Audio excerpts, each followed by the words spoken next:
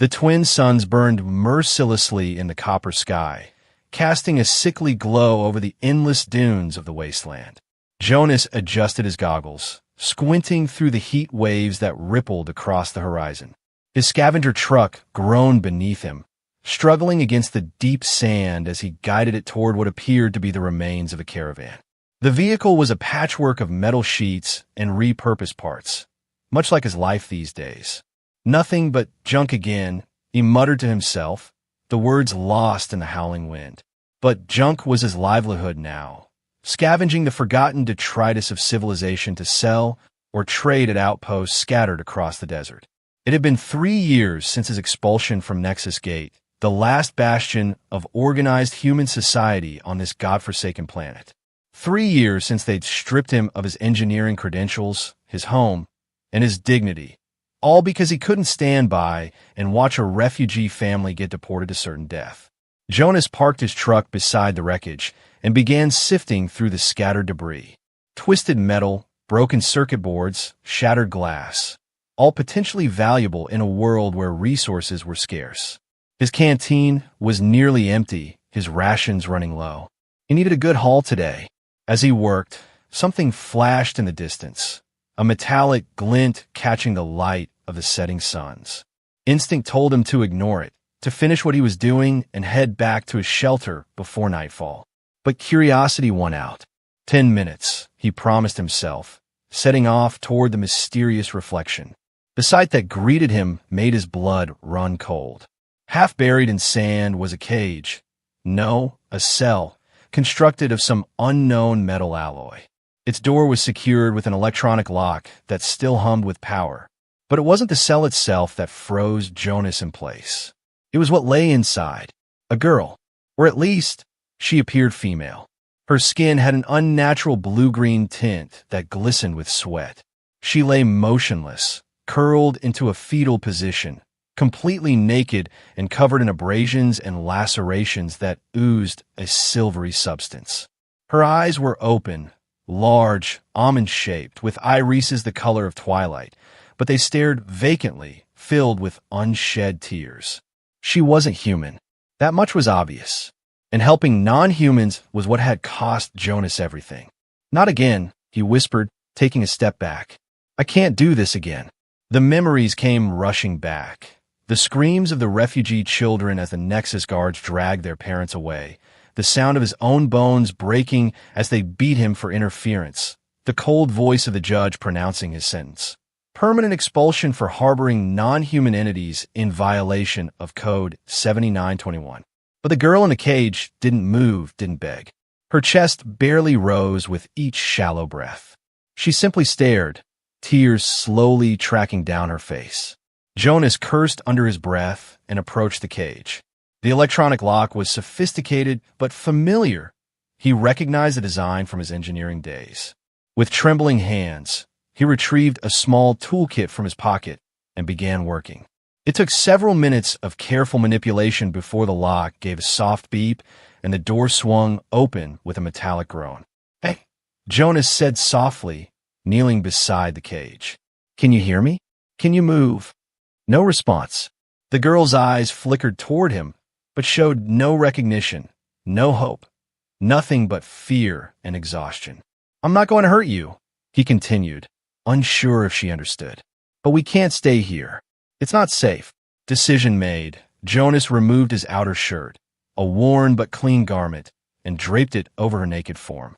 When he reached out to lift her, she didn't resist, her body limp in his arms. She weighed less than he expected, her frame delicate despite her being roughly the size of a human woman. "I must be out of my mind," Jonas muttered as he carried her back to his truck, her silvery tears soaking into his undershirt. He placed her carefully on the passenger seat, securing her with a makeshift harness before climbing behind the wheel. As the truck rumbled to life, Jonas cast one final glance at the abandoned cage. A decision had been made, one that would irrevocably alter the course of his life. There was no turning back now. The journey back to Jonas's shelter was tense. Every distant sound made him flinch, convinced it was a patrol drone or a syndicate scout. The alien girl remained silent and still beside him, her eyes now closed, her breathing shallow but steady. His shelter came into view just as the second sun dipped below the horizon. A converted cargo container nestled against a rocky outcropping, carefully camouflaged with scrap metal and synthetic canvas. It wasn't much, but kept out the sandstorms and the worst of the heat. More importantly, it was hidden from aerial surveillance, its power signature masked by the natural radiation of the surrounding rocks. Jonas parked his truck in a narrow crevice behind the shelter and carried the girl inside. The interior was cramped but functional, a single room divided into living and working areas. A solar-powered generator hummed in one corner, providing energy for the air purifier and water recycler. His bed was nothing more than a mattress salvaged from abandoned transport, but it was clean and relatively comfortable. He laid the girl down carefully, then fetched his medical kit. In the harsh light of his solar lamp, her injuries looked worse. Dozens of shallow cuts across her arms and legs, bruises blossoming beneath her strange-colored skin. What disturbed him most was the pattern of the wounds. They weren't random injuries from an accident. They were deliberate, systematic, like those of a test subject. "What did they do to you?" he whispered, cleaning the wounds with antiseptic. The girl flinched but remained silent. As he worked, Jonas cataloged her non-human features, the blue-green tint of her skin, the slightly elongated fingers with an extra joint, the silver substance that served as her blood. Most notable were her eyes, now open again and watching his every move with wary caution, surrounded by a faint luminescent haze that seemed to shift with her emotions. Around her ankles and wrists were darkened bands of tissue, scar tissue, he realized with growing horror. She had been restrained, probably for a very long time. When the worst of her wounds were cleaned and dressed, Jonas retrieved a spare set of clothes. A simple tunic and pants that would be too large, but would serve until he found something better. He placed them beside her, along with a cup of water. "You can put these on," he said, gesturing to the clothes. "I'll turn away." He moved to the other side of the shelter, busying himself with the day's salvage while giving her privacy.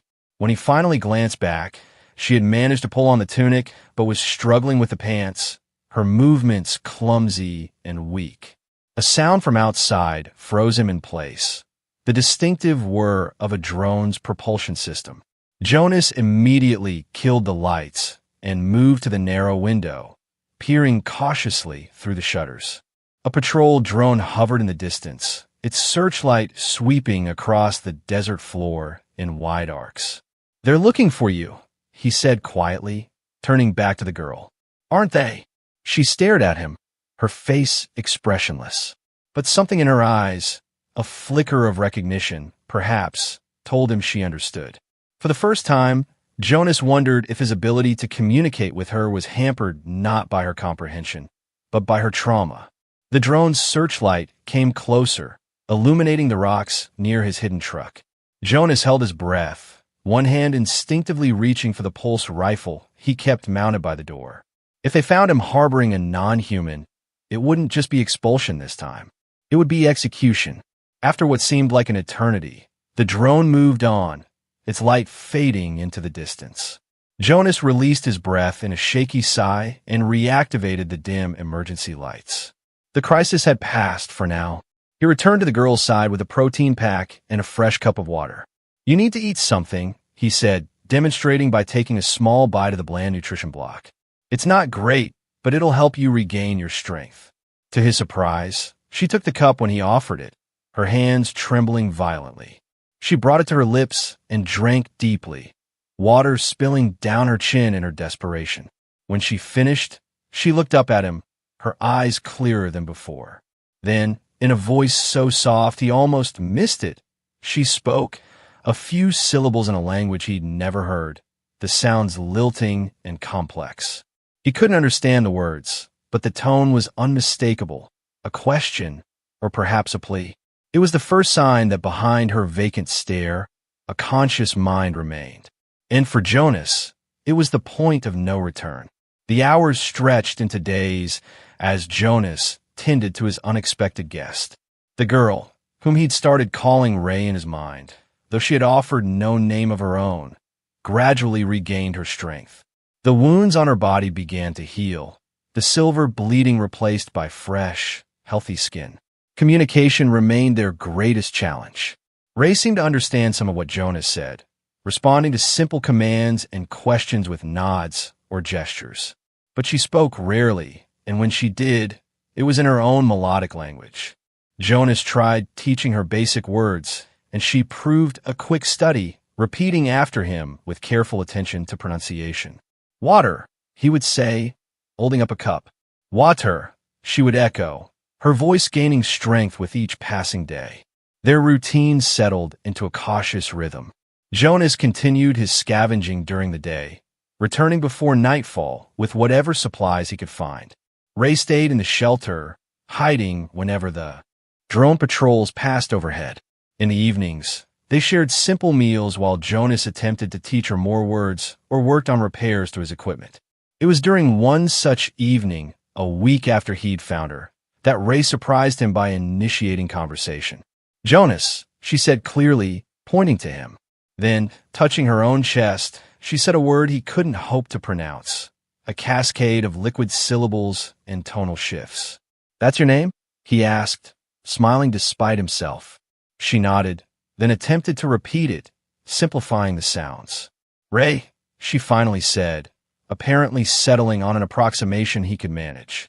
"Ray," Jonas repeated, tasting the name. "It suits you."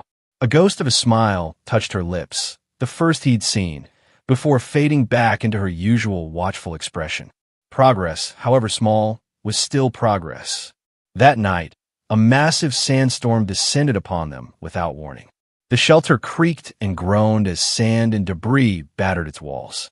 The solar generator flickered ominously as the panels outside were covered by the onslaught. Jonas worked frantically to secure the shelter, reinforcing weak points and covering the ventilation system with protective filters. Ray watched from her corner, eyes wide with fear as the howling wind rose to a deafening pitch. "It's okay," Jonas reassured her, raising his voice to be heard over the storm. "This place has weathered worse." But even as he spoke, he knew they were in danger. Not just from the storm, but for what might follow. The patrol drones would be grounded during such weather, but once it cleared, they would resume their search with renewed intensity. And this time, they might deploy ground units as well. "We can't stay here," he realized aloud. "Once this storm passes, we need to move." Ray tilted her head, questioning. Her vocabulary had grown, but complex concepts remained beyond her grasp. "Go," Jonas clarified, mimicking walking with his fingers. "Leave this place. Find somewhere safer." Understanding dawned in her eyes, followed immediately by fear. She shook her head vigorously. "No choice," Jonas insisted gently. "They're looking for you, and they'll kill both of us if they find you here." The storm raged throughout the night. Jonas dozed fitfully, waking at every unusual sound. Ray didn't sleep at all, as far as he could tell, her luminescent eyes glowing softly in the darkness. By morning, the storm had passed, leaving an eerie silence in its wake. Jonas ventured outside to assess the damage. His truck was half buried in sand, the solar panels completely covered. It would take hours to dig everything out. He was shoveling sand away from the truck when he heard it, the faint but unmistakable sound of an approaching vehicle. Not the whir of a drone, but the guttural rumble of a ground transport. Jonas dropped the shovel and raced back to the shelter. "They're coming," he told Ray urgently. "We need to go now." He grabbed his emergency pack, always prepared for a hasty departure, and stuffed it with additional water and rations. His pulse rifle came next, along with a handful of energy cells. Ray had already donned the clothes he'd given her, her movements quick and decisive despite her lingering weakness. "The truck's not ready," Jonas explained, leading her toward the back of the shelter. "But I have something else." Hidden beneath a tarp was his contingency plan, a hoverbike, small and nimble, designed for quick escapes rather than comfort or cargo capacity. It was an older model, salvaged and rebuilt with parts from a dozen different vehicles, but it was fast and, most importantly, its energy signature was minimal. "This will take us to Omega Port," Jonas said, mounting the bike and helping Ray climb on behind him. It's a trading post on the edge of the syndicate's territory. Less surveillance, more opportunity to blend in or find passage off-world. Ray's arms wrapped around his waist, her grip tentative at first, then tightening as the bike roared to life. Jonas gunned the engine, and they shot out from behind the shelter just as a military transport crested the nearest dune. "Hold on," he shouted, pushing the bike to its limits. The wind tore at their clothes as they raced across the desert, sand spraying in their wake. Behind them, shouts of alarm rose from the transport. Orders were barked, weapons readied. A shot rang out, the energy pulse sizzling past them, close enough that Jonas felt the heat on his cheek. "Keep your head down," he called to Ray, banking hard to the right and plunging into a narrow canyon. The hover bike wasn't built for this kind of terrain, but neither was the bulky transport pursuing them. It was their only advantage. They zigzagged through the canyon, narrowly avoiding rock formations and debris. The transport fell behind, unable to navigate the tight passages, but Jonas knew it wouldn't be long before they deployed aerial support.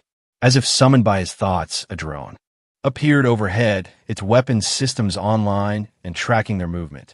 Jonas swore and pushed the bike harder, its engine screaming in protest. "We need cover," he shouted, scanning the canyon ahead.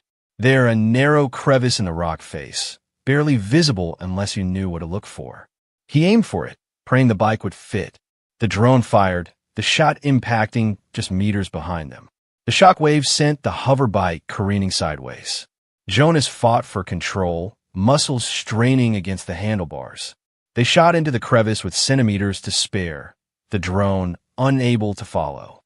The passage was dark and winding, forcing Jonas to slow their pace. Behind them, they could hear the frustrated whine of the drone's engines as it searched for another entry point. "I think we lost them," Jonas said after several minutes of cautious navigation. "For now, at least." The crevice eventually opened into a larger cavern, illuminated by patches of bioluminescent fungi clinging to the walls. Jonas brought the hover bike to a stop, the sudden silence almost deafening after the chaos of their escape. Ray dismounted shakily, her legs barely supporting her. The frantic flight had drained what little energy she'd managed to recover. She collapsed against a rock, breathing heavily.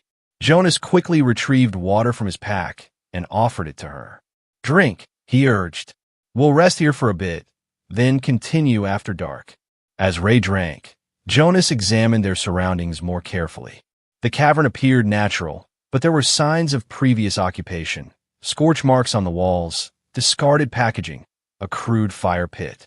Smugglers, most likely, or other outcasts like himself. "We should be safe here," he said, though he kept his rifle close. Those soldiers were syndicate forces, not regular Nexus guards. They were specifically hunting for you. Ray lowered the water container, her eyes meeting his. There was a new emotion there, not just fear, but determination. She pointed to herself, then made a slashing motion across her throat. "They want to kill you?" Jonas asked, horrified. She shook her head, her brow furrowing as she searched for words. "Take back," she finally managed, her accent thick but the meaning clear. "Fix me. Or end." Jonas frowned. "Fix you? What do you mean?" Ray struggled visibly, frustration evident as she tried to bridge the language gap. Finally, she turned and pulled up the back of her tunic, revealing something Jonas hadn't noticed before, a series of raised scars along her spine, too precise to be accidental injuries. "They made me," she said simply, lowering the tunic. "Wrong. Failure." Understanding dawned, cold and sickening. She wasn't just a captive alien. She was a product, an experiment. The implications were staggering. "You're not wrong," Jonas said firmly, moving to sit beside her. "You're not a failure. You're a living being who was treated cruelly. That's why we're running, so you can be free." Ray studied his face, seeming to weigh his words. After a long moment, she nodded slowly. "Free," she repeated, as if testing the concept. "Jonas and Ray. Free." "That's right," he confirmed, surprising himself with the fierce protectiveness he felt. "Both of us. Together." Outside the cavern, The twin suns continued their relentless journey across the sky. The Syndicate forces would still be searching, their resources vast and their determination unwavering. But for this brief moment, in this hidden place, Jonas allowed himself to hope. As darkness fell, they set out again, the hoverbike's running lights dimmed to avoid detection. Jonas chose a circuitous route toward Omegaport, avoiding known patrol routes and sticking to the shadows of canyons and rock formations whenever possible. The desert at night was a different world, cold enough that their breath misted in the air, silent except for the soft hum of the hoverbike and the occasional cry of nocturnal predators. The stars overhead were painfully bright, countless pinpricks of light in the vast blackness. Ray sat behind Jonas, her arms wrapped around his waist, her body pressed against his back for warmth.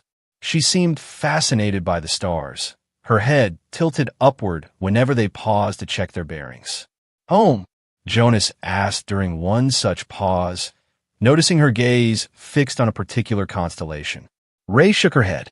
"Not remember," she replied softly. "Long time. In cage."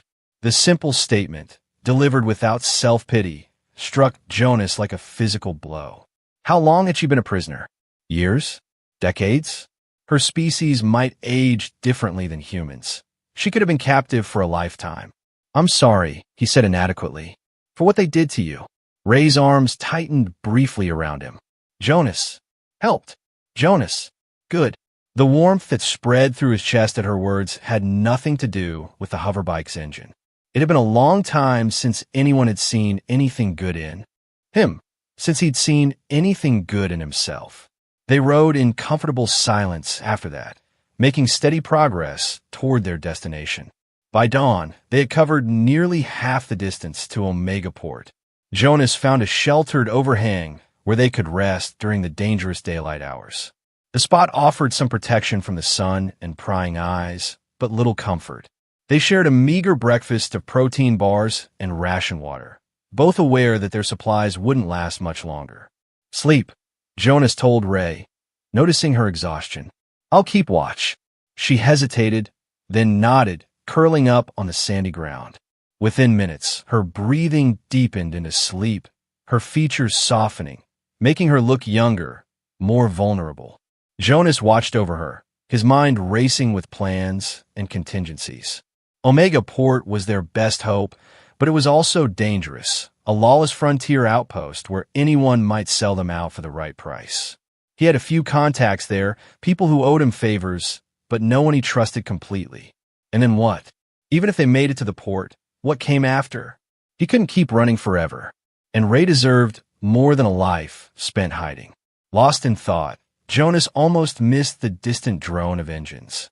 He tensed, hand moving to his rifle, but relaxed slightly when he recognized the sound. Not military or syndicate, but the distinctive rumble of a trader's caravan. Traders meant supplies, information, and possibly transportation. But they also meant risk.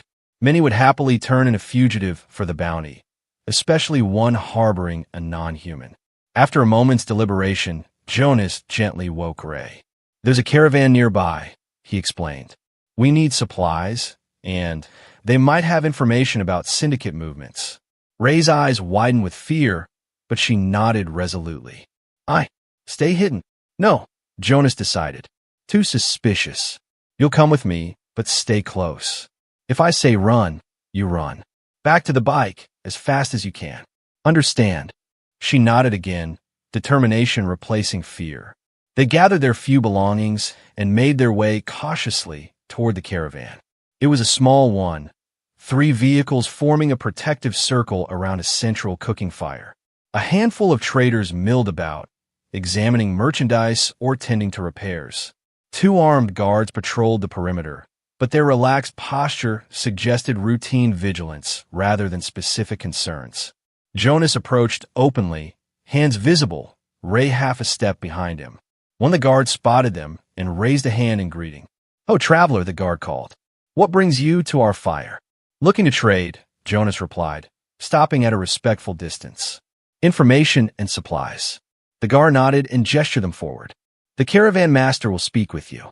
They were led to a heavy-set woman with intricate tattoos covering her exposed arms. Her sharp eyes took in Jonas's weathered appearance and Ray's obvious foreignness without comment. "I'm Mara," she said without preamble. "What are you offering?" Jonas produced a small pouch of salvaged tech components, clean memory cores, and processing chips, rare and valuable in the wasteland. These for water, rations, and news from the road ahead. Mara examined the components with expert eyes, her expression carefully neutral. "Fair enough," she finally said. "Water and standard rations I could spare. As for news," she glanced meaningfully at Ray. "There's been unusual activity. Syndicate patrols where they don't normally go, searching for something or someone." Jonas kept his expression blank. "Is that so?" Mara hummed non-committally. "They're offering a substantial reward for information about a stolen research subject. Didn't specify what kind of subject, but the bounty's high enough to tempt even honest folk." "Good to know," Jonas said evenly. "We'll steer clear of their patrols." Mara's gaze sharpened. "Your companion doesn't say much." "She doesn't need to," Jonas replied, a hint of warning in his tone. Tension crackled between them for a moment before Mara shrugged. "Not my business. Wait here. I'll get your supplies." As she walked away, Jonas felt Ray press closer to him. Looking around, he noticed one of the traders watching them with unusual intensity, a thin man with cybernetic enhancements visible at his temples. "We should go," Jonas murmured. "Something's not right." Before Ray could respond, the thin man raised a device to his mouth and spoke rapidly into it. Immediately, the atmosphere in the camp changed, the guards' postures stiffening, hands moving to weapons. "Run," Jonas hissed, pushing Ray toward the edge of the camp. They sprinted away, abandoning the promised supplies. Behind them, shouts erupted, followed by the sound of weapons being primed. "Stop them," someone yelled. "That's the alien the Syndicate wants." A shot sizzled past Jonas's ear, close enough to singe his hair. He returned fire. Over his shoulder, not aiming to hit, but to force their pursuers to take cover. The hover bike was where they'd left it, partially concealed beneath the overhang. Jonas leapt on, Ray scrambling up behind him. The engine roared to life just as the first of the traders crested the ridge. "Hold tight," Jonas shouted, accelerating hard. The bike shot forward, sand spraying in their wake. More shots followed them, most going wide, but one struck the bike's rear stabilizer. The vehicle lurched sickeningly, nearly throwing them off. "We're hit," Jonas called back to Ray. "The stabilizer's gone. She'll still fly, but she's going to be rough." Rough was an understatement. The hover bike bucked and weaved, requiring all of Jonas's strength and skill to keep it on course. Each jolt threatened to unseat them, and the engine was making an ominous whining sound that suggested further damage. They managed to put distance between themselves and the traders, but Jonas knew the bike wouldn't last much longer. They needed shelter, a place to make repairs, or, failing that, to continue on foot. Ahead, the terrain changed, the endless dunes giving way to a rocky badland of mesas and deep ravines. It was treacherous ground for vehicles, but offered countless hiding places. "We'll find cover in there," Jonas told Ray, steering toward the badlands. They had just entered the maze of rock when the hover bike gave a final, protesting shriek and died. The sudden loss of power sent them into a controlled crash, skidding across loose stones before coming to a halt at the base of a towering mesa. Jonas extricated himself from the wreckage, wincing at a sharp pain in his side, probably a broken rib from the impact. Ray seemed relatively unharmed, though a cut on her forehead leaked silver. "Can you walk?" he asked, helping her to her feet. She nodded grimly. "You? Hurt? I'll be fine," he lied, gathering what he could salvage from the bike. The pulse rifle was intact, thankfully, along with their remaining water and the emergency medical kit. The bike itself was beyond repair. The power core had ruptured, rendering it useless. "Omega Port is still 2 days' journey on foot," Jonas said, scanning the horizon. "And we'll have to be careful. This area isn't just dangerous because of the Syndicate. There are predators, both animal and human." Ray touched his arm, her expression determined. "We go. Together." Something warm unfurled in Jonas's chest at those simple words. Despite everything, the pain, the danger, the uncertain future, he felt a sense of purpose he'd been missing for years. Together, he agreed. They set out on foot, navigating the labyrinthine passages between towering rock formations. The terrain was challenging, but provided excellent cover from aerial surveillance. They moved slowly, conserving energy and water, speaking little but drawing comfort from each other's presence. As the day wore on, the heat became oppressive, the twin suns beating down mercilessly. Jonas called a halt in the shadow of an overhanging cliff, both of them slumping gratefully into the relative coolness. Rest, he instructed, passing Ray the water container. We'll move again when it's cooler. She drank sparingly, then handed it back. Their fingers brushed in the exchange, and Jonas was surprised by the electric tingle that ran up his arm. Ray must have felt it too. Her eyes widened slightly, the luminescent haze around them brightening. An awkward silence fell between them, broken only by the distant cry of a desert scavenger. Finally, Ray spoke, her voice hesitant but her words carefully formed. Why Jonas help Ray? Dangerous. Could die. It was a question he'd been asking himself since the moment he'd opened that cage. The answer came surprisingly easily. Because it's right, he said simply, and because I've spent too long running from what's right, letting fear dictate my choices. He paused, looking out at the harsh landscape. I was an engineer at Nexus Gate, had a good life, respected position. Then I saw a family, refugees, non-humans, being dragged away for processing. The children were screaming. His voice caught. I couldn't just watch, so I interfered. Got beaten, arrested, expelled. Ray listened intently, her expression solemn. When he fell silent, she reached out tentatively, her elongated fingers barely brushing his arm. Jonas brave. Good heart. He laughed bitterly. Not brave enough. They still took the family. I don't know what happened to them. And afterwards, I just gave up. Became a scavenger, living on the fringes, keeping my head down. Until Ray, she said softly. Until you, he agreed. Something shifted between them in that moment. An acknowledgement of a bond that went beyond rescuer and rescued. Jonas felt vulnerable, exposed in a way that had nothing to do with the physical dangers surrounding them. But strangely, he didn't mind. They rested until the worst of the heat had passed, then continued their journey.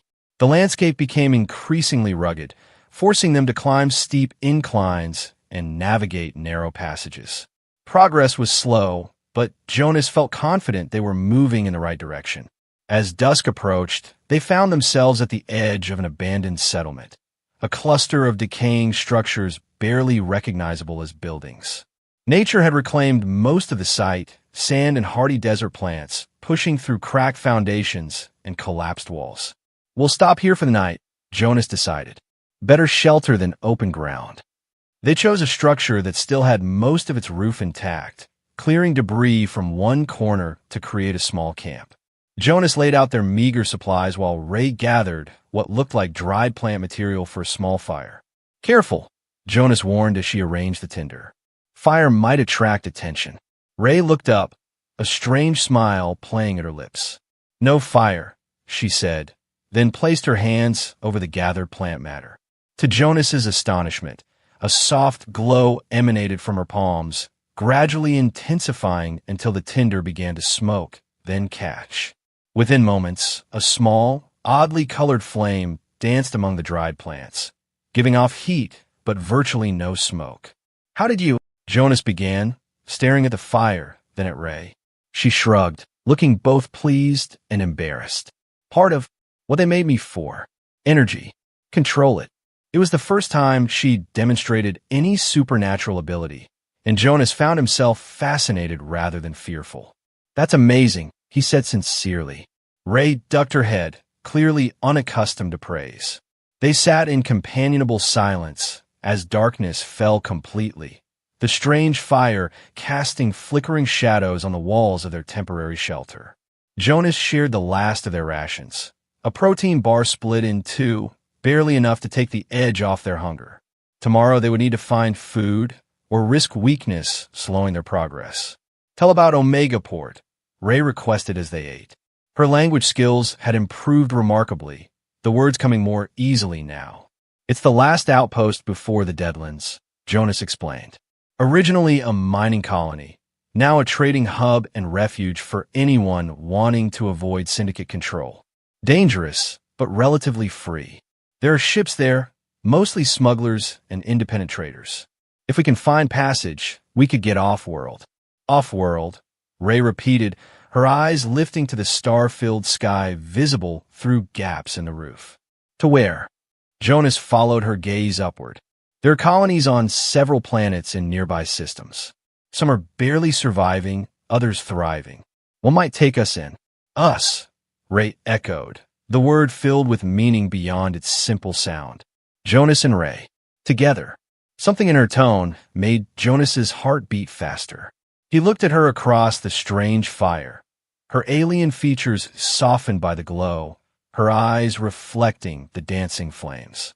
Despite everything, despite the danger and uncertainty that surrounded them, he felt a pull toward her that defied explanation. Yeah, he said softly. Together. Later, as Ray slept curled beside the dying embers of the fire, Jonas stood watch at the crumbling doorway of their shelter. His thoughts were a chaotic mix of practical concerns and unexpected emotions. He knew the chances of reaching Omega Port safely were slim. Even if they made it, finding a ship willing to take them, especially Ray, with her obvious non-human features, would be another challenge entirely. And yet, for the first time in years, he felt something like hope. Not just for survival, but for something more, a future that might hold more than just endless scavenging and lonely nights. His contemplation was interrupted by a sound outside, a soft scrabbling, like claws on stone. Jonas raised his pulse rifle, scanning the darkness. For several moments, he saw nothing. Then, movement, a shadow detaching itself from the deeper shadows, approaching with predatory stealth. The creature revealed itself in the pale moonlight, a desert stalker, one of the deadlier predators of the wasteland. Its 6 limbs moved with eerie coordination, supporting a long, sinuous body covered in armored plates. Its eyeless head swiveled toward the shelter, nostrils flaring as it caught their scent. Jonas raised his rifle, aiming carefully. He couldn't afford to miss. The noise would attract attention, and they had no ammunition to waste. But before he could fire, a soft hand touched his arm. Ray had awoken and stood beside him, her eyes fixed on the predator. She shook her head slightly, then stepped forward. Hey, no. Jonas hissed, reaching for her. But she was already moving, her hands raised before her. The luminescent haze around her eyes intensified, spreading until her entire body seemed to glow with a soft blue light. The desert stalker froze, its head weaving back and forth in apparent confusion. Ray made a sharp gesture, and a pulse of energy, visible as a ripple in the air, shot from her palms. It struck the creature, which recoiled as if physically pushed. For a moment, predator and prey locked in a silent standoff. Then, with a hiss of frustration, the stalker turned and scuttled away into the darkness. Ray sagged, the glow fading from her skin. Jonas caught her before she could fall, guiding her back inside. That was incredible, he said, his voice a mixture of awe and concern. But you're exhausted now. She nodded weakly. Energy, take strength. Not fully recovered. You should have let me shoot it, Jonas scolded gently. Ray shook her head. Noise. Dangerous. And she hesitated, searching for words. Life. Even Hunter deserves life. Jonas stared at her, struck by the compassion in her statement. After everything she'd endured, she still valued life, even that of a predator that would have happily killed them both. It was a perspective that humbled him. Rest, he said softly. I'll keep watch. They set out at first light, making steady progress through the Badlands. The terrain gradually flattened, the towering rock formations giving way to a vast salt flat that shimmered in the morning heat. On the distant horizon, Jonas could make out the hazy outline of Omega Port, a jagged silhouette of improvised structures and landing pads. There it is, he told Ray, pointing. Another day's journey, If we're lucky. They weren't lucky. Halfway across the salt flat, with no cover in sight, they heard the unmistakable sound of approaching vehicles, the heavy rumble of syndicate transports. Run, Jonas urged, though he knew it was futile. In the open expanse of the salt flat, they were completely exposed. 3 transports appeared on the horizon, rapidly closing the distance. Jonas raised his rifle, knowing it was hopeless but unwilling to surrender without a fight. Jonas, Ray said, her voice surprisingly calm. I can hide us. Before he could ask what she meant, she pressed her body against his, wrapping her arms around his waist. The now familiar glow emanated from her skin, spreading to envelop them both. To his astonishment, the air around them seemed to bend and distort. What are you doing? He whispered. Light bends, she explained tersely, her concentration evident in her strained voice. They see through us. Not perfect. Don't move. Jonas stood perfectly still as the transports drew nearer, their engines deafening. He could see the soldiers now, grim-faced men and women in the black uniforms of the Syndicate's special forces, heavily armed and scanning the terrain. The lead transport slowed, then stopped less than 50 meters from where they stood. A soldier jumped down, raising a device that Jonas recognized with a chill, a bioscanner designed to detect life forms regardless of visual camouflage. They'll see us, he breathed, his hand tightening on his rifle. Ray pressed closer, her entire body trembling with effort. Trust, she whispered. The soldier swept the scanner in a wide arc, frowning at the readings. For a heart-stopping moment, he looked directly at them, his eyes passing over their position without recognition. Then, with a shrug, he returned to the transport. Words were exchanged, inaudible over the engines. Then, to Jonas's disbelief, the transports began to move again, continuing past them toward the horizon. Only when the vehicles had shrunk to distant specks did Ray release her hold on the camouflage. The air snapped back to normal as she collapsed her knees, gasping for breath. Ray! Jonas knelt beside her, supporting her trembling form. Are you all right? She nodded weakly. Need rest. Used too much energy. That was incredible, Jonas said, helping her to her feet. You saved us both.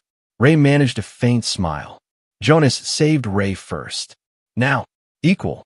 They found a small depression in the salt flat, barely enough to conceal them from casual observation, and rested through the worst of the midday heat. Ray slept deeply, recovering her strength, while Jonas kept watch and pondered this new revelation of her abilities. It made sense now why the Syndicate wanted her back so desperately. She wasn't just an experiment. She was a weapon. With powers like hers, properly controlled and directed, a soldier could infiltrate any facility, assassinate any target, without ever being detected. The thought chilled him. But looking at Ray's peaceful face as she slept, he saw not a weapon, but a person, one who had used her abilities to protect rather than harm, despite everything that had been done to her.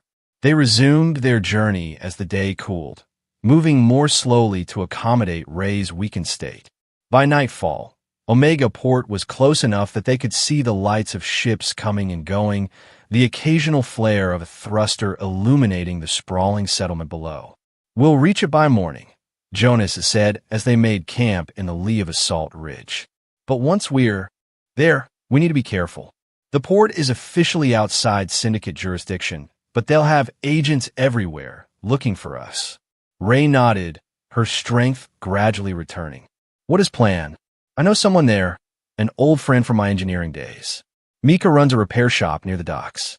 If anyone can help us find a ship off-world, it's her. Jonas hesitated, but she'll want payment, more than we can offer. My abilities, Ray suggested, could help her.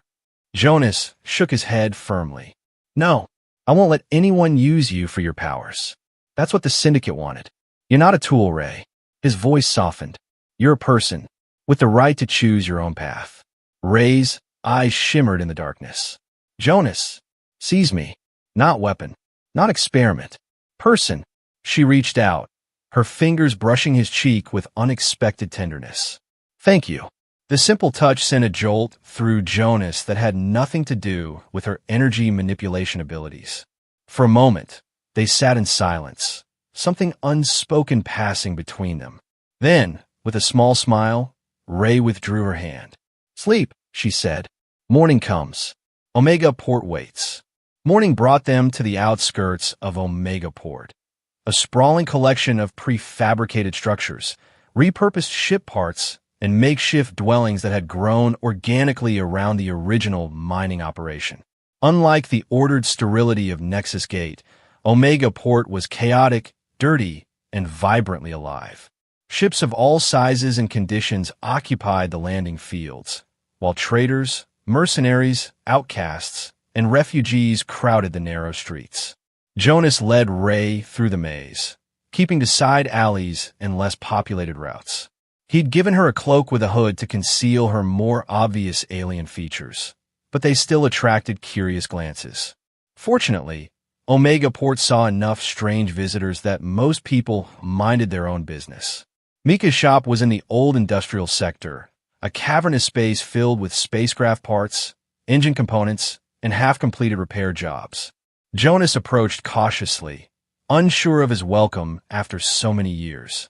A short, muscular woman with a shock of white hair and extensive burn scars on her arms looked up from a dismantled engine, her eyes widening in recognition. "Jonas," she said incredulously, "I thought you were dead, you bastard." Before he could respond, she crossed the shop and embraced him in a bone-crushing hug, then stepped back and punched his shoulder hard enough to make him wince. "That's for disappearing for 3 years," she explained, grinning. Then she noticed Ray, standing uncertainly in the doorway. Her expression changed, becoming more guarded. "And who's your friend?" "This is Ray," Jonas said simply. "We need your help, Mika. Somewhere private to talk."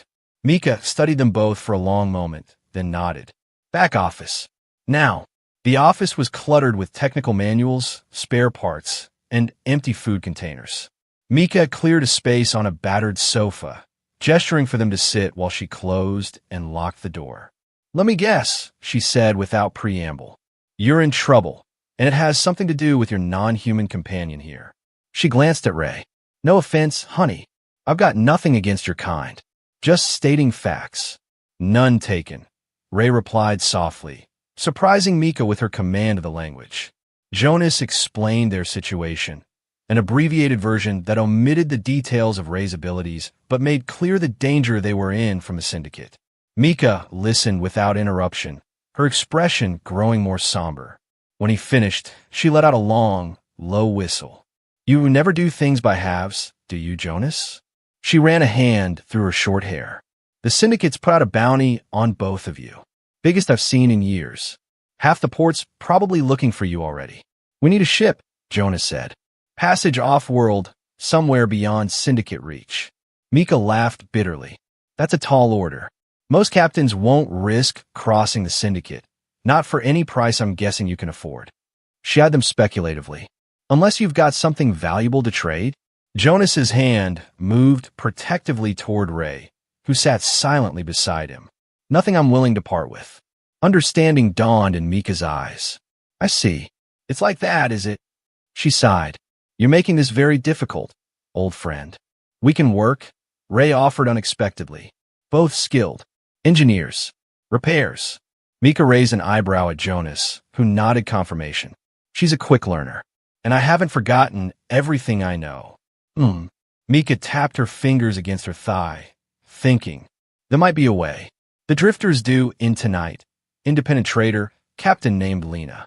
She's always short-handed, and she's one of the few who regularly runs beyond syndicate space." She fixed Jonas with a hard stare. "But she'll want to know exactly what she's getting into.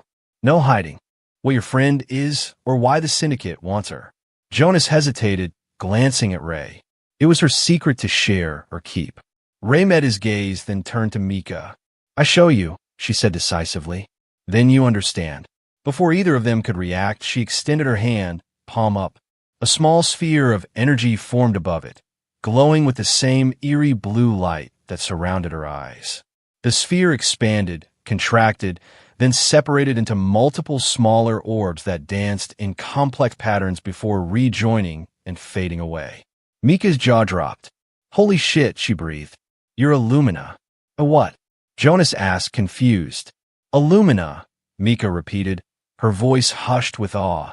It's what we called them, the energy manipulators. There were rumors years ago about syndicate experiments try to create soldiers who could control energy fields. But everyone thought the program failed. She looked at Ray with new understanding. You escaped. Ray nodded. Failed experiment. Not stable enough. Too independent. Too much empathy. She smiled faintly. Not good soldier, but a hell of a trump card, Mika said thoughtfully. Lena will definitely want to meet you, but we need to keep you hidden until she arrives. She stood, decision made. You'll stay here. My living quarters are above the shop. No one goes there but me. I'll contact Lena, arrange a meeting for tonight. As Mika led them up a narrow staircase to her apartment, Jonas felt a profound sense of relief mingled with anxiety. They'd found a potential way off-world, but they still had to survive until nightfall in a port crawling with syndicate agents and bounty hunters. Mika's living space was surprisingly comfortable, a stark contrast to the chaotic workshop below. Clean, organized with actual furniture and even a few luxuries like real paper books and a small garden of desert plants growing under artificial light. Make yourselves at home, she said. There's food in the kitchen, water from the tap is filtered. Bathrooms through there if you want to clean up. She gave them both a critical once-over. I got spare clothes that might fit. You both look like you've been dragged behind a transporter for a week. After she left, Jonas and Ray stood in awkward silence for a moment, the sudden shift to civilization after days in the wasteland leaving them disoriented. You should go first, Jonas finally said, gesturing to the bathroom. Clean up, rest. I'll keep watch. Ray nodded gratefully and disappeared in the bathroom. Jonas heard the water start and found himself smiling at the thought of her experiencing a proper shower for what might be the first time. He moved to the window, carefully peering out through the blinds at the bustling port below. From this vantage point, he could see most of the main thoroughfare and one of the smaller landing pads. Ships came and went, people haggled at market stalls, guards patrolled the more respectable areas. It all seemed so normal, so mundane, a stark contrast to the life-or-death struggle they'd been engaged in for days. Yet beneath the ordinary surface, danger lurked. Somewhere in that crowd were people actively hunting them, willing to kill or capture for the syndicate's bounty. The bathroom door opened, and Ray emerged wrapped in a towel, her blue-green skin glistening with moisture. Without the grime of their journey, she looked different, more vibrant, more alive. Her hair, cleaned of sand and dust, had a silvery sheen that caught the light. Better? Jonas asked, smiling despite the tension of their situation. Much better, she agreed, returning his smile. Your turn. Jonas found clean clothes laid out on a shelf in the bathroom. Simple, practical garments that were slightly too small, but immeasurably better than his filthy, torn attire. The hot water was a luxury he'd almost forgotten, washing away not just the physical dirt, but some of the mental strain as well. When he emerged, Ray was dressed in clothes Mika had provided, a loose tunic and pants that accommodated her slightly different proportions. She stood by the window, gazing out at the port with undisguised fascination. So many people, she said without turning. So many kinds of people, not just humans. Jonas joined her, careful to stay back from the glass. Omega Port is one of the few places where different species can coexist relatively peacefully, outside of syndicate control. Could we stay? Ray asked, glancing at him. Here? If ship doesn't work? The question caught him off guard. He'd been so focused on escape, on getting off-world, that he hadn't considered alternatives. It would be dangerous, he said slowly. The syndicate has informants everywhere. But, yes, it's possible. There are places to hide, communities that protect their own. He studied her profile, struck by how quickly she'd adapted, how resilient she was despite everything. Is that what you want? To stay? Ray turned fully to face him, her luminescent eyes searching his. Want to be where Jonas is. That is all. The simple honesty of her statement left him speechless. In the midst of chaos and danger, she'd chosen him. not as a protector or rescuer, but as a companion, perhaps something more. Before he could respond, a sharp knock at the door startled them both. Jonas reached for his rifle, but Ray laid a restraining hand on his arm. "Mika," she said confidently, her energy familiar now. Sure enough, Mika's voice called through the door. "It's me. Open up." Jonas unlocked the door, admitting a clearly agitated Mika. She locked the door behind her, then turned to them with a grim expression. "We've got a problem," she said without preamble. "Syndicate forces just landed at the main port. Not just agents, a full tactical team. They're setting up checkpoints, searching buildings. It's only a matter of time before they get to this sector." Jonas felt his heart sink. "How long do we have?" "A few hours, maybe less." Mika ran a hand through her hair. "I've contacted Lena. She's accelerating her approach, but she won't be here for at least 4 hours." "Too long," Ray said softly. "They find us before then." Mika nodded grimly. "That's why we need to move you. I got a hiding place, an old mining tunnel connected to the shop. It's not comfortable, but it's shielded from scanners." "Will it be enough?" Jonas asked. "You said it yourself. This is a tactical team. They'll have advanced equipment, maybe even psychics." "It's our best option," Mika insisted. "Unless..." She glanced at Ray speculatively. "How long can you maintain that camouflage thing you do?" Ray shook her head. "Not long enough. Too many people to hide from. Too much. Focus needed." "Then the tunnel is our only choice," Mika concluded. "Gather your things. We need to move now." They followed Mika back down to the shop, which she quickly closed, hanging a "out for repairs" sign on the door. In the back corner, behind a stack of engine parts, a section of floor lifted away to reveal a narrow shaft with a ladder descending into darkness. "It's about 20 meters down," Mika explained, handing them each a small light. "The tunnel runs under most of the industrial sector, used for maintenance originally, then smuggling. Not many people know about it anymore." Jonas went first, climbing carefully down the rusted ladder. Ray followed, with Mika coming last and sealing the entrance behind them. The tunnel was low-ceilinged and damp, forcing them to stoop as they walked. Their lights cast long shadows on the rough-hewn walls, revealing occasional support beams and ancient electrical conduits. "This way," Mika directed, leading them deeper into the labyrinth. "There's a chamber about half a kilometer in old emergency shelter. You'll be safe there while I keep an eye on things topside." They walked in silence, the only sounds their footsteps and the occasional drip of condensation from the ceiling.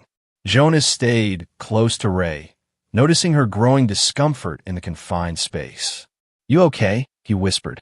She nodded, but her expression was tense. "Reminds of cage, dark, small." Understanding her claustrophobia, Jonas took her hand, squeezing gently. "We won't be here long, just until Lena arrives." The chamber, when they reached it, was better than the tunnel. A roughly circular space with a higher ceiling and several ancient cots along one wall. A battery-powered lantern provided dim illumination, revealing crates of emergency supplies and a rudimentary water filtration system. "It's not much," Mika acknowledged, "but it's safer than anywhere up there right now. I've stocked some food and water. There's a comm unit if you need to reach me, but use it only in emergencies." She checked her timepiece. "Lena should be docking at the east pad in 4 hours. I'll come get you when it's time." After Mika left, returning to the surface to maintain appearances, Jonas and Ray settled on adjacent cots. The silence of the underground chamber was oppressive, broken only by the distant sound of water dripping somewhere in the tunnel system. "What happens when we leave?" Ray asked suddenly. "If ship comes, where do we go?" It was a question Jonas had been avoiding, partly because he had no clear answer. "I don't know," he admitted. "Beyond Syndicate space, there are independent colonies, frontier worlds. Places where they might not care what you are or where you came from." "And you?" Ray pressed. "What does Jonas want?" The directness of her question caught him off guard. What did he want? For so long, his existence had been defined by survival, by the next scavenging run, the next meal, the next day. The concept of a future, of wanting something beyond mere existence, felt almost foreign. But looking at Ray, at her luminescent eyes filled with a curiosity and hope that somehow survived all she'd endured. He found an answer. "I want freedom," he said slowly. "Not just from the syndicate, but from fear, from always looking over my shoulder." He met her gaze. "And I want you to have that too." Ray moved from her cot to sit beside him, her shoulder touching his. "Together," she said simply. "Freedom together." The word hung between them, laden with meaning. Jonas turned to her, suddenly aware of how close she was, of the subtle warmth radiating from her skin. Without conscious thought, he reached up to brush a strand of silvery hair from her face.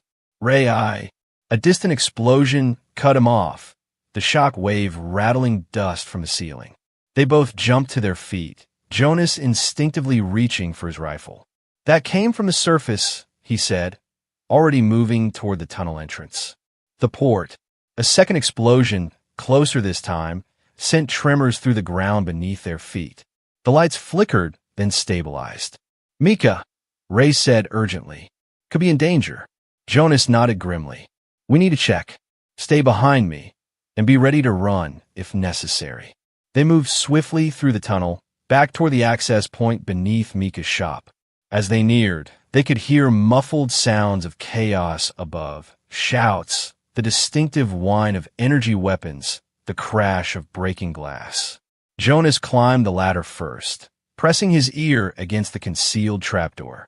The sounds were clearer now. Systematic destruction, the heavy tread of armored boots. The syndicate was searching the shop, and they weren't being gentle about it. "They're up there," he whispered down to Ray. "At least half a dozen, maybe more." Before she could respond, a new sound cut through the chaos. Mika's voice, strained but defiant. "I told you I haven't seen anyone matching that description. I run a legitimate business here." A sharp crack followed, the unmistakable sound of a physical blow, and Mika's pained gasp. "The syndicate doesn't tolerate lies," a cold voice replied. "We know they made contact with you.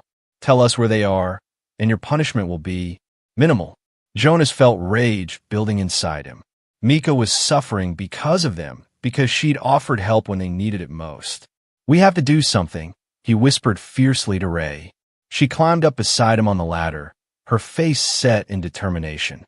"I can help, but need to see. Need clear. Target." Jonas hesitated.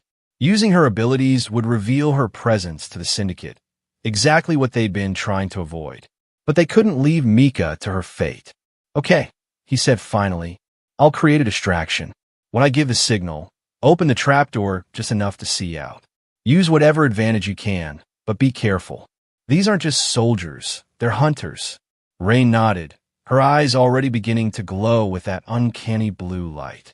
Jonas checked his pulse rifle, confirming it was fully charged, then reached into his pocket for the one grenade he'd salvaged from their crashed hoverbike, a flashbang designed to disorient rather than kill. "On my mark," he whispered. 3, 2, 1. He primed the grenade, pushed the trapdoor up just enough to roll it through, then slammed it shut again. There was a moment of confused shouting, then a deafening bang and a flash of light visible even through the cracks around the trapdoor. "Now!" Jonas hissed.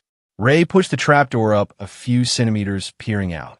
Her body tensed, the glow intensifying to a brilliant blue aura that surrounded her entirely. With a sharp gesture, she sent a wave of energy surging upward. Above, chaos erupted. Men shouted in alarm as their weapons seemingly turned against them. Power packs overloading, targeting systems malfunctioning. Jonas heard the distinctive crackle of electrical discharges, followed by bodies hitting the floor. "Up!" Ray commanded, already pushing the trapdoor fully open. They emerged into a scene of devastation. Mika's shop was in ruins, equipment scattered and broken. 5 syndicate soldiers lay unconscious, their advanced weapons reduced to useless, sparking junk. Mika herself was slumped against a workbench, blood trickling from a cut on her forehead, but conscious and staring at them in shock. "You shouldn't have come back," she gasped as Jonas helped her to her feet. "They're everywhere. The whole port's locked down." "We couldn't leave you," Jonas said simply, checking her injuries. Nothing life-threatening, but she'd been beaten extensively. "Ray," meanwhile, was moving from soldier to soldier, ensuring they remained unconscious. Her glow had faded, but she still radiated a palpable energy, her movements precise and predatory. "What now?" Mika asked, wincing as she straightened. "These were just the advance team. There'll be more." As if in answer, the comm unit at her belt crackled to life. A woman's voice, terse and commanding, came through the static. "Mika, it's Lena. I'm approaching hot. East pad in 10 minutes. Get your friends there if they're still breathing. It's going to be a combat extraction." Mika snatched up the comm. "Copy that, Lena. We're on our way. Be advised, heavy syndicate presence throughout the port." "Tell me something I don't know," came the sardonic reply. "Just be ready to run. Drift her out." Mika looked at Jonas and Ray, determination replacing pain in her expression. "You heard her. East pad, 10 minutes. We need to move." "You're injured," Jonas protested. Mika waved him off. "I've had worse. Besides, once they wake up," she nodded at the unconscious soldiers, "my cover's blown. I'm coming with you." There was no time to argue. Jonas retrieved his pulse rifle and whatever additional weapons he could salvage from the fallen soldiers.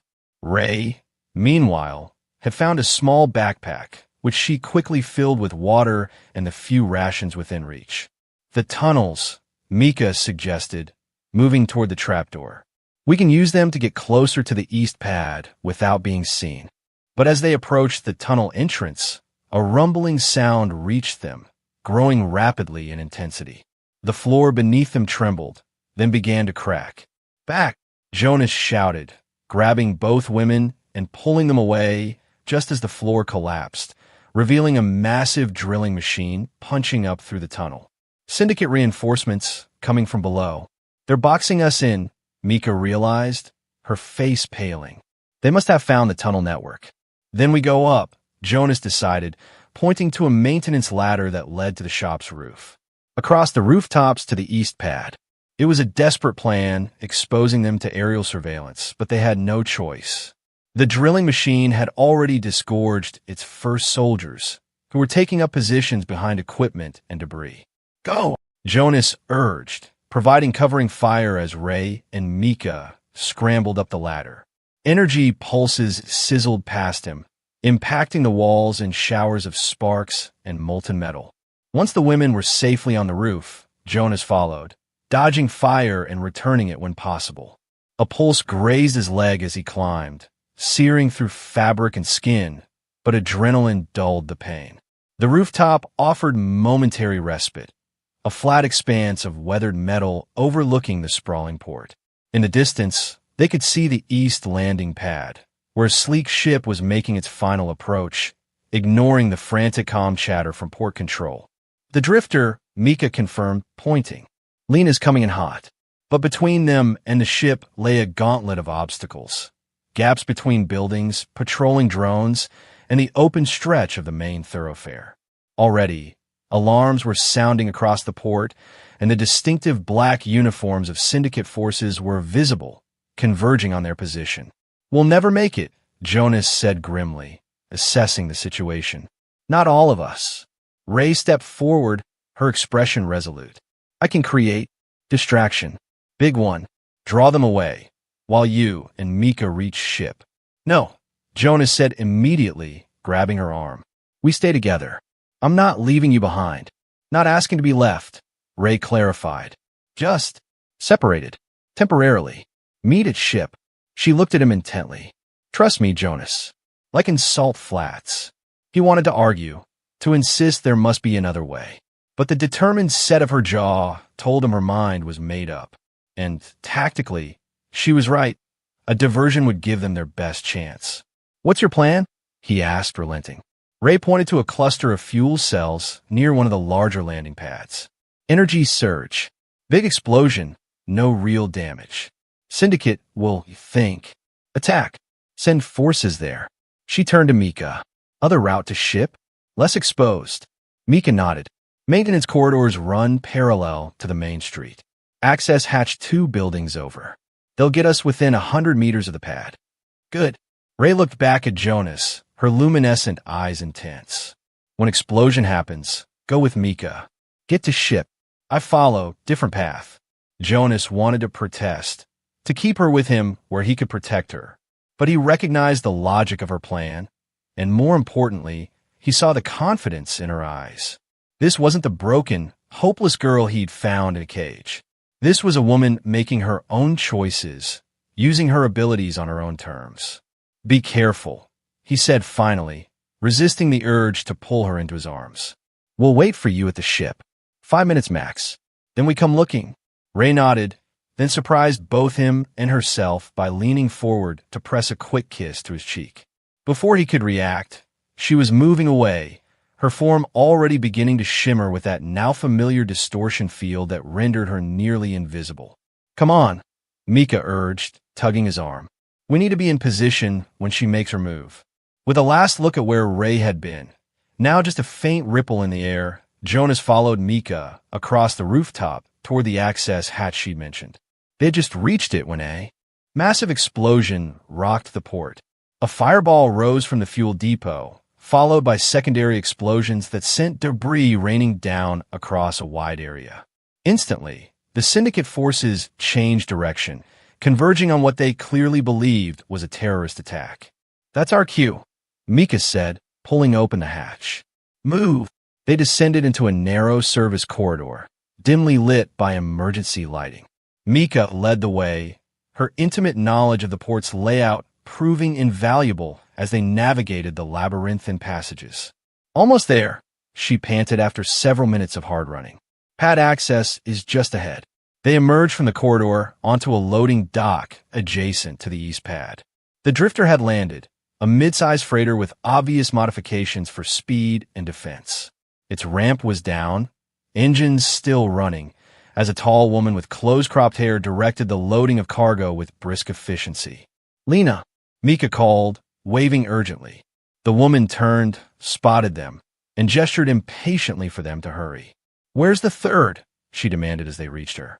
Coming separately, Jonas explained, his eyes scanning the area for any sign of Ray. We need to wait. No waiting, Lena cut him off. Syndicate cruiser just entered orbit. Once they realized their fuel depot wasn't the primary target, they'll lock down this whole area. We leave in 2 minutes, with or without your friend.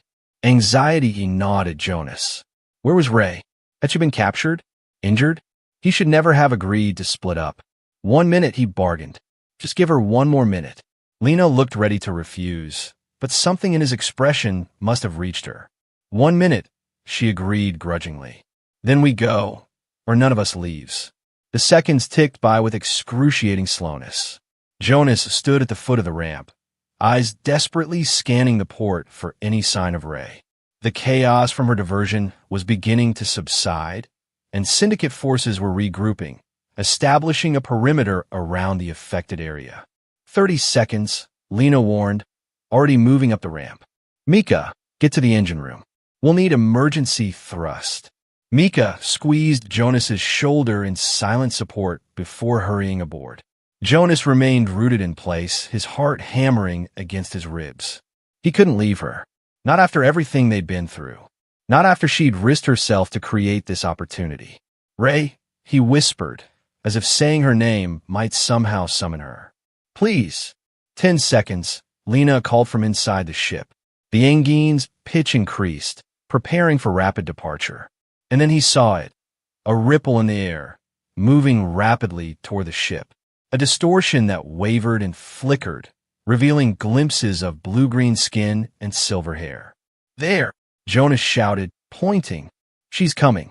The distortion resolved into Ray as she dropped her camouflage, conserving energy for the final sprint. She was 20 meters away, running flat out, when a pulse blast struck the ground near her feet. She stumbled, but kept moving. Jonas raised his rifle, providing covering fire as Syndicate soldiers emerged from an adjacent building. Run, he yelled. They've spotted you. Ray pushed herself harder, her face a mask of determination. Another shot whizzed past her head, close enough to singe her hair. Then Jonas was firing steadily, forcing the soldiers to seek cover, buying her precious seconds. Time's up, Lena shouted from the cockpit. Ramp closing in 5, 4, With a final burst of speed, Ray hurled herself up the closing ramp, colliding with Jonas and sending them both sprawling onto the deck. The ramp sealed with a hydraulic hiss, and the ship lurched as Lena engaged the thrusters. For a moment, they lay tangled together, breathing hard, the reality of their narrow escape sinking in. Then, with matching grins of relief and exhilaration, they embraced, holding each other as the ship rocketed away from Omega Port. That, Jonas said when they finally broke apart, was cutting it way too close. Ray smiled, her luminescent eyes bright with triumph. But worked. We free now. Not quite. Lena's voice came over the intercom. Get to the bridge. We've got company. They scrambled to their feet and rushed through the narrow corridors of the drifter, arriving at the compact bridge as the ship broke atmosphere. Through the viewport, the vastness of space spread before them, stars like distant gems against the velvet blackness. But the beauty was marred by the looming presence of a syndicate cruiser moving to intercept. Their powering weapons, Mika reported from a secondary console, her fingers flying over the controls. Targeting systems engaged. Lena, strapped into the pilot's seat, navigated with practiced precision. They won't fire immediately. Not with our cargo. What cargo? Jonas asked, strapping into one of the passenger seats, helping Ray do the same. Nexus Diplomatic. Supplies, Lena replied with a grim smile. Highly sensitive. Technically, I'm running a legitimate shipping contract. They'll try to board us first. As if on cue, the comm system crackled to life. Unregistered freighter, this is the syndicate cruiser Relentless. You are harboring fugitives. Power down and prepare to be boarded. This is your only warning. Lena snorted and killed the comm. Prepare for evasive maneuvers. It's going to get rough. The drifter banked hard, accelerating toward a debris field, the remains of an ancient battle or a long-abandoned mining operation. The cruiser followed, lumbering but powerful, like a predator pursuing nimbler prey. They're launching interceptors, Mika called out, watching the tactical display. 3 of them on attack vectors. Jonas felt a cold, not a dread. The drifter was fast and maneuverable, but it couldn't outrun specialized interceptors for long. And once they were caught, beside him, Ray unbuckled her harness. What are you doing? He asked, alarmed. Can help, she said simply, moving toward Lena. Need to see. Targets. Lena glanced back, curiosity momentarily overriding her focus on flying. What's she talking about? She has abilities, Jonas explained hastily. Energy manipulation. It's why the syndicate wants her. Understanding dawned in Lena's eyes. Can you disable those interceptors? She asked Ray directly. Ray nodded. If close enough. Need? Viewport. Clear view. Get her to the observation blister, Lena ordered Jonas. Mika, divert auxiliary power to the shields. We're going to give her a shot at those interceptors. The observation blister was a small, transparent dome protruding from the ship's underside, originally designed for navigational purposes. Now, as Jonas helped Ray into position, it offered a perfect view of the pursuing syndicate forces. Are you sure about this? Jonas asked, concern evident in his voice. You've already used so much energy today. Ray looked at him, her expression serene despite the danger. Last time, she promised. Then rest. Long rest. She placed her hand against the transparent material, her eyes fixed on the lead interceptor, now close enough to make out details of its sleek, predatory design. The familiar glow began building around her, stronger than Jonas had ever seen it. Her entire body trembled with effort, the blue light pulsing in rhythm with her heartbeat. Then, with a sharp gesture, she released it. The energy wave was invisible to the naked eye, but its effects were spectacular. The lead interceptor's engines sputtered and died. It drifted, powerless, colliding with the second craft. Both tumbled away, harmless.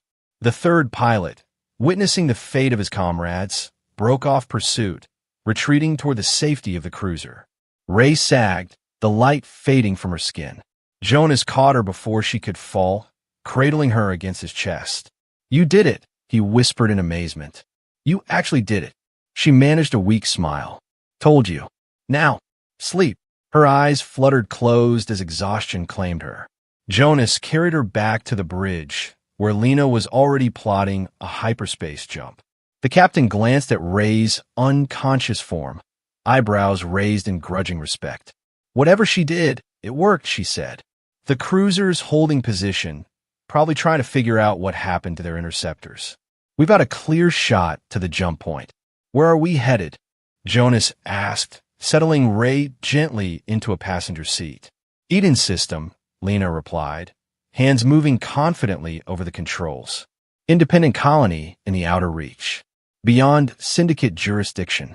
They'll welcome someone with her talents. She's not a weapon, Jonas said firmly. She's a person. We're not going anywhere that wants to use her abilities. Lena met his gaze, something like approval in her eyes. Eden doesn't use people. It shelters them. No questions asked, no services demanded. It's as close to true freedom as you'll find in this part of the galaxy. She paused, considering. It's where I go when I need to disappear for a while. The hyperspace engines engaged with a deep, resonant hum. Stars streaked into lines, then vanished altogether as the drifter entered the swirling blue-white tunnel of hyperspace. For the first time in days, perhaps years, Jonas felt the tension drain from his body. They had escaped. They were safe, at least for now. Mika approached, carrying a medkit. How is she? She asked, nodding toward Ray. Exhausted, Jonas replied, brushing a strand of silver hair from Ray's peaceful face. But alive. Free. She's remarkable, Mika said quietly. I've never seen anything like what she can do. The Syndicate will never stop looking for her, you know that, right? Jonas nodded grimly. I know, but they'll have to search a very big universe. He looked up at his old friend. Thank you, Mika, for everything. I'm sorry about your shop, your life. There, Mika waved away his apology. That life was getting stale anyway. Besides, Lena's been trying to recruit me as her engineer for years. Maybe it's time I took her up on it. She glanced toward the captain, a complicated expression crossing her face. Jonas smiled, recognizing that look. Some connections, it seemed, transcended the chaos of their fractured world. The journey to Eden took 3 days in hyperspace. Ray slept for nearly 20 hours straight, her body recovering from the immense energy expenditure. When she finally woke, she found Jonas dozing in a chair beside her bunk, his hand loosely holding hers even in sleep. Jonas, she said softly, squeezing his fingers. He started awake, blinking in confusion before his eyes focused on her face. Relief washed over his features. Hey, he said, his voice rough with sleep. Welcome back. How long? She asked, slowly sitting up. Almost a day. He helped her, adjusting pillows behind her back. How do you feel? Ray considered the question, taking inventory of her body. The constant background hum of energy that had been part of her existence for as long as she could remember was quieter now, settled. The desperate fear that had been her companion since escaping the Syndicate labs had finally receded. Peaceful, she answered truthfully. And hungry, Jonas laughed, the sound warming her from within. That's a good sign. I'll get you something to eat. As he turned to go, she caught his hand. Jonas, she said, suddenly serious. What happens now? On Eden? He sat back down, his expression thoughtful. That depends on what you want. Eden is a true colony. People building lives, communities. Not just a way station or a hideout. He hesitated, then continued. We could find a place there. Together. If that's what you want. The offer hung between them, weighted with possibility. Ray studied his face. The face that had first appeared to her as a blur through tears and exhaustion, now dear and familiar. The man who had opened her cage, who had seen her as a person when everyone else had treated her as a thing. Together, she repeated, tasting the word. Yes, that is what I want. Something shifted in Jonas's expression, relief, joy, and something deeper that made her heart race. Slowly, giving her every chance to pull away, he leaned forward. Their lips met in a tentative kiss, gentle and questioning at first, then deepening as she responded with unexpected passion. When they finally broke apart, both slightly breathless, Jonas rested his forehead against hers. I never thought. He began. Neither did I, she whispered. Never thought. Freedom. Never thought. Love. The word hung between them, new and fragile and extraordinary. Jonas's smile was luminous, matching the glow that had begun to emanate from Ray's skin. Not the defensive energy of combat, but something warmer, golden rather than blue. Is that? He gestured to the glow. Are you doing that on purpose? Ray looked down at herself in surprise, then laughed. A free, joyous sound she'd never made before. No, just happy. The glow pulsed brighter in response to her words. Very happy. They arrived at Eden as the planet's primary sun was setting, casting the sprawling colony in hues of gold and amber. From the viewport, it looked like a patchwork of forests, lakes, and scattered settlements. Nothing like the sterile precision of Nexus Gate or the chaotic sprawl of Omega Port. Lena brought the drifter down on a simple landing pad at the edge of the main settlement. Home sweet home, she announced, powering down the engines. At least for now. The air that greeted them as they descended the ramp was sweet and cool, carrying scents of vegetation and distant wood smoke. People moved about their evening routines, some pausing to nod greetings toward the newly arrived ship. No security checkpoints, Jonas observed, breathing deeply. No guards, no scanners. Told you, Lena said, checking cargo manifests on her datapad. Eden runs on trust and mutual benefit. Everyone contributes what they can, takes what they need. She glanced at them. They'll find a place for you, especially with your engineering background. And as for Ray, she shrugged. Well, her abilities would be welcomed, but never demanded. Mika approached, having finished her post-flight checks. I've secured temporary quarters for you both, she told Jonas and Ray. 2 rooms in the visitor's center, until you decide where you want to settle. Thank you, Ray said warmly, surprising Mika with a quick embrace. For helping us. For being friend. Mika returned the hug awkwardly, then stepped back with a gruff smile. Just don't cause too much trouble. Eden's a peaceful place. Let's keep it that way. As dusk deepened into night, Jonas and Ray walked through the settlement, hand in hand. The buildings were a mix of prefabricated structures and custom-built homes, all designed to harmonize with the natural surroundings. Lights glowed from windows, and occasionally they heard laughter or music. It's beautiful, Ray said softly, her eyes reflecting the stars that had begun to appear overhead. Feels like could be home. Jonas squeezed her hand. It already is, as long as we're together. They stopped on a small rise overlooking a lake, silvered by the light of Eden's 3 moons. In the distance, the silhouette of mountains formed a jagged line against the star-strewn sky. I never thought I'd find peace again, Jonas admitted, turning to face her. After my expulsion, I thought I'd spend the rest of my life just existing, surviving. Then I found you. Ray touched his face gently, tracing the line of his jaw. In cage, she said. No clothes, no hope. Nothing but tears. Her voice strengthened, the halting speech giving way to more confident phrasing. But you saw me, the real me, inside the broken one. And you saw me, Jonas replied, covering her hand with his own. The man I could be, not the one I'd resign myself to being.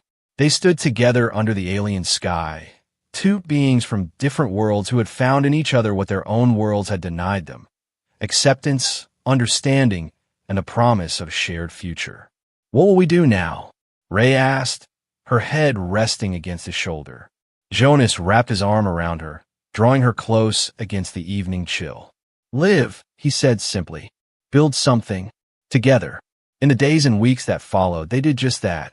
Jonas's engineering skills were welcomed in the colony, where technology was valued, but subservient to human and environmental needs. He found purpose in designing irrigation systems, improving power distribution, and teaching others. Ray, freed from the burden of being either weapon or experiment, discovered her own gifts. Her energy manipulation abilities, used judiciously, made her invaluable in healing certain injuries and augmenting the colony's defensive systems. But more importantly, she found joy in simple things: growing plants in their small garden, learning to cook with local ingredients, swimming in the clear waters of the lake. They chose to build their home on the rise where they'd stood that first night, a modest structure with large windows that let in light and air, and a workshop where Jonas could tinker with his inventions. From their porch, they could watch the sunrise over the lake or stargaze at night, naming constellations that had no names in any official chart. The syndicate, true to Mika's prediction, never stopped searching. Occasionally, word would reach Eden of inquiries about a woman with blue-green skin and remarkable abilities. But Eden protected its own, and the syndicate's influence didn't extend to this remote corner of the galaxy. One evening, a year after their arrival, Jonas and Ray sat on their porch, watching twin shooting stars trace parallel paths across the darkening sky. "Make wish," Ray said, pointing to the fading trails. It was a human tradition she'd embraced wholeheartedly. Jonas smiled, taking her hand. "Don't need to. I have everything I could wish for right here." Ray leaned against him, her luminescent eyes reflecting the first stars of evening. "Freedom," she said softly, "and love. And tomorrow," Jonas added, his arm tightening around her. "Always tomorrow." As night fell completely over Eden, a gentle rain began to fall, tapping a soothing rhythm on the roof. Inside their home, a single light glowed welcome. Two beings from different worlds, once caged by circumstance and cruelty, have found in each other the key to their shared liberation. Not an ending, but a beginning. Not just survival, but life. Not just freedom from, but freedom to choose, to build, to love. And in the end, that was enough. More than enough. It was everything.